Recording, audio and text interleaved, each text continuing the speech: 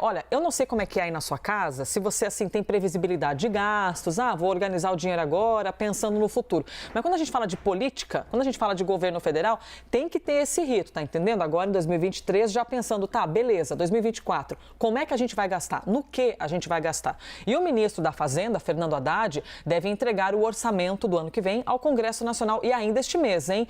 O aumento de receita com a arrecadação de impostos deve ser a base do texto. Por isso, junto com o orçamento, Haddad deve entregar 4 projetos para tramitarem na Câmara e no Senado. Entre esses 4 projetos, 4 propostas, está taxar offshores, que é ter dinheiro fora em um país que não paga imposto sobre o rendimento, ou seja, a gente está falando de menos de 1% da população, tipo assim, 0,00 alguma coisa. Sobre todo esse cenário econômico e essa parada de você projetar o gasto em cima de uma arrecadação que ainda nem existe, a gente conversa agora com o economista Marcos Lisboa, que é secretário do Ministério da Fazenda. Então, conhece bastante esse rito. Tudo bem, Marcos? Bem-vindo. Bom dia. Bom dia. Já gostaria de começar aqui te ouvindo. Debate pronto sobre uma questão. A gente está falando que a gente está contando com o ovo da galinha, né? Ou seja, ainda não arrecadei e já estou contando com esse dinheiro para bancar os meus gastos. Se essas medidas não forem aprovadas esse ano, vão ter de fazer cortes. Então, atrelar essas propostas ao projeto de orçamento, você considera que seja um bom caminho?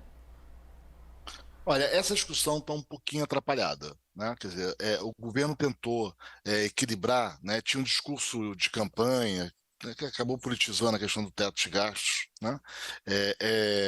Mas, felizmente, né, depois de eleito, reconheceu que tem que ter algum limite ao crescimento de gastos. Então, é um teto modificado, né? É, é, o problema é que quando o teto termina, uma série de despesas voltam a crescer junto com a receita, porque essa é a nossa legislação, né? Isso era o que o teto tinha evitado, né? Então, por exemplo, saúde, se arrecada mais, tem que gastar mais com saúde. Arrecada mais, tem que gastar mais com educação. Isso no mesmo ano. O governo também se comprometeu com reajustes de salários dos servidores, né? Bom, tudo isso gera uma pressão de aumento de receita. No começo do ano, o discurso era que não vai ter aumento de carga tributária, né? Mas que eles iam apenas corrigir distorções. Na verdade, o que eles chamam de distorções são velhas disputas entre a Receita Federal e os contribuintes. Não teria uma medida nova aí. Tudo isso está na pauta há 10 anos, né? A Receita vis-à-vis dos contribuintes, a Receita discorda de algumas leis ou de alguns critérios, discorda de algumas decisões do judiciário, e essa é enfim, uma questão, por exemplo, de você, quando dá incentivo fiscal, o ganho que a empresa tem com incentivo fiscal nos estados, não pagar imposto de renda, por exemplo. Esse é só um exemplo. Isso é uma velha disputa, então não tem nenhuma novidade aí. O problema é que, mesmo ganhando essas causas, né, isso não fecha a conta. Por isso você precisa de novas medidas. A tributação dos chamados fundos exclusivos, que você mencionou, né, também é uma agenda muito antiga. Se ela vai acontecer ou não, vamos ver. Agora, o problema é que a gente não consegue ter confiança nos números que estão sendo apresentados. Esse tem sido o grande problema. Quer dizer, os números, você não tem uma planilha de cálculo, você não tem estimativas. Então, mesmo que você falou com a receita futura, né, que o governo está contando para fechar a conta, mas nem esses números têm confiança, né? Eles mudam o tempo todo. Quando é que você vai arrecadar mais com a mudança de cobrar imposto de renda sobre o incentivo fiscal que o Estado deu para as empresas? É 90 bilhões, mais 90 bilhões, agora falam que é 40 bilhões. Bom, vamos combinar que 50 bilhões de reais não é pouca coisa. Quanto você vai ganhar cobrando de jogos eletrônicos? É 15, 16, é 2, né? Então, o que está, acho que, preocupando bastante é essa falta de confiabilidade nas estimativas que são feitas. E você tem razão, né?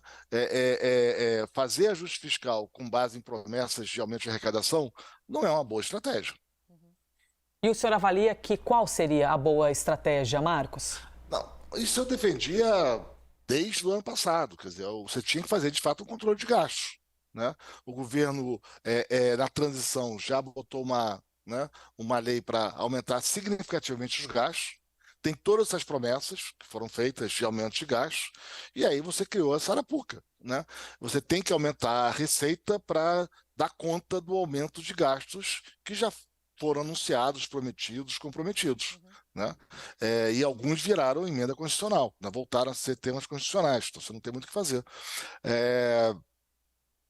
Como é que você vai fechar essa conta? Isso é uma boa pergunta. Lembra que o governo, no começo do ano, falou que ia ter um déficit primário, quando ele anunciou o arcabouço, de 0,5% do PIB. Aí esse número agora já está em 1%. Né? Vamos ver onde é que ele vai parar. E acho que vamos ter dificuldades para fechar o orçamento ano que vem. Vamos com a Elaine Basti, nossa analista de economia, para fazer-te também uma pergunta. Marcos, por favor.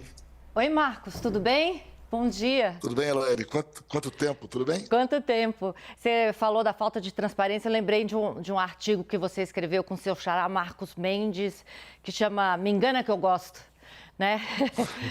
Que é exatamente sobre isso que é importante. Marcos, eu queria entender uma coisa. Quer dizer, você falou 1% que o governo falava, 1% de 0,5% de déficit, 0,5% do PIB de déficit para esse ano, já está em 1%. Alguns já ouvi até do próprio governo um pouco mais do que 1%. Para o ano que vem, 0, mas ninguém mais acredita que vai zerar. Como é que você vê esse futuro das contas públicas? Você acha que a gente vai, em algum momento, aí, fechar o nosso orçamento no azul? E qual que é o problema de ficar se refazendo essas estimativas em relação à própria credibilidade, né, do país, assim, lá fora, principalmente? Elaine, são ótimos pontos. Acho que para a credibilidade é ruim. Né? Eu acho que você. De novo, não tem problema você ter errado as contas. Isso acontece, todos nós. Né? Agora, a falta de transparência, como é que a conta foi feita, e, de novo, não quero associar isso a este governo. Né? Esse é um problema muito antigo do Brasil. Essas medidas são antigas, são velhos temas da Receita Federal. Né? E lembra que várias dessas medidas foram tentadas nos últimos governos. Né? Isso é uma agenda da Receita que ela acha que a regra está errada e tem que mudar a regra. Tudo bem, é legítimo. Né? Não conseguiram aprovar várias vezes, vamos ver se agora vai. Agora, a falta de transparência nos cálculos, sim, prejudica. Né? Quer dizer, a equipe econômica começou bem. Né? Eu acho que reconhecer a necessidade de controlar o crescimento das despesas foi um bom sinal, ainda que eu tenha problemas técnicos com a maneira como o arcabouço fiscal está desenhado. Foi um outro artigo que a gente fez antes, tem ali umas inconsistências técnicas na proposta, mas tudo bem, mas do ponto de vista da política foi um bom movimento. Né? Olha, de fato, tem razão, tem que controlar razoavelmente o crescimento da despesa e tem que compensar isso com o crescimento da receita.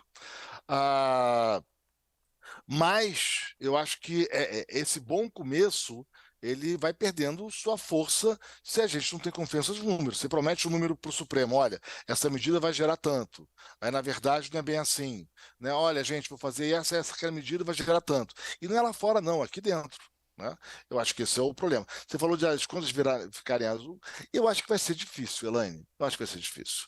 Né? E não esquece que a gente tem mais um problema muito grande pela frente, que não foi criado por esse governo, pelo governo anterior, que é a questão dos precatórios.